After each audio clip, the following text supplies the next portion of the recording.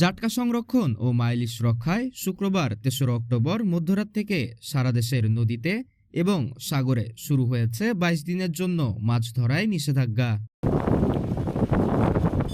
মৌসুমের শুরুতে দুর্যোগপূর্ণ আবহাওয়ার কারণে ইলিশ ধরা পড়ছিল না, কিন্তু সম্প্রতি গভীর সমুদ্রে জেলেদের জালে ধরা পড়েছে ঝাঁকে ঝাঁকে রূপালী ইলিশ। ফিরেছিল আনন্দ।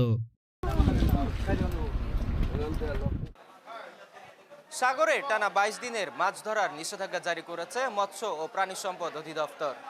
তবে মাত্র দুদিন না যেতেই চট্টগ্রামের মাছের বাজারে পড়েছে এর বিরূপ প্রভাব।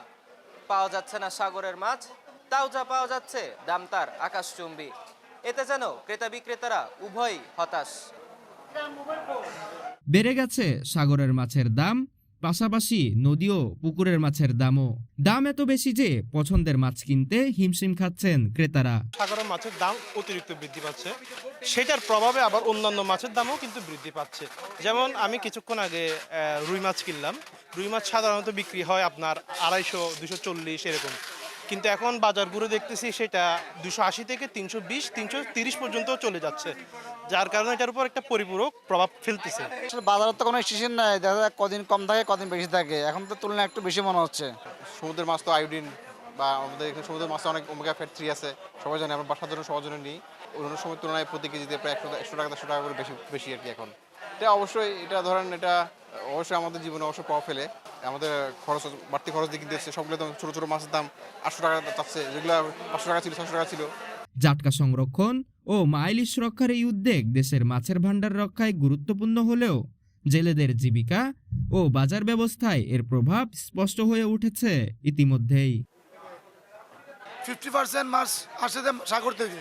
সাগর না থাকলে তো মাছের দামটা একটু বেশি থাকে, এবং সাগরের মাছ না থাকলে মাছ খুব কম থাকে বাজারে। সাগরের মাছ যেহেতু বন্ধ, এখন দেশি মাছের প্রতি চাহিদা বেশি বা দাম বাড়ি গেছে। দ্বিতীয় কথা হলে এখন কে আদা আছে আপনার কিনতেছে না, মানুষের টাকা পয়সা ইনকাম নেই, কি করবে? সেজন্য মাছের দাম অনেক বাড়তি। কারণ মনে করেন মাছের আমদানি কম, এখন রপ্তানি বেশি, মাছ একবারে কম পাইতেছে। এখন মনে করেন প্রতি কেজিতে ১৫০ টাকা বাড়তির কারণে এখন মনে করেন আমরা ক্রেতা পাইতেছি না। যেখানে আমরা মনে করেন আগে ৪০ কেজি বেচতাম, ওইখানে সাদরে আমরা ২০ কেজি বেচতে হয়। এখন সাগর মাছ না থাকার কারণে রুই মাছ বিক্রি করছি ২৮০, এখন বিক্রি করতেছি ৩২০, ৩০০ থেকে ৩২০। অন্য মাছ সব মাছে কেজি প্রতি ২০ টাকা বাড়তি। সাগর মাছ থাকলে পুকুর মাছগুলোর দর কম থাকে। সাগর মাছের উপর চাহিদা বেশি, চট্টগ্রাম সিটিতে সাগর মাছটা বেশি পছন্দ করে। নিষেধাজ্ঞার সময় পার হয়ে আবার কবে ভরে উঠবে বাজার, স্বাভাবিক হবে মাছের বাজার, এই আশায় ক্রেতা বিক্রেতা উভয়ই। রাফসান খান, সিডিজি পোস্ট, চট্টগ্রাম।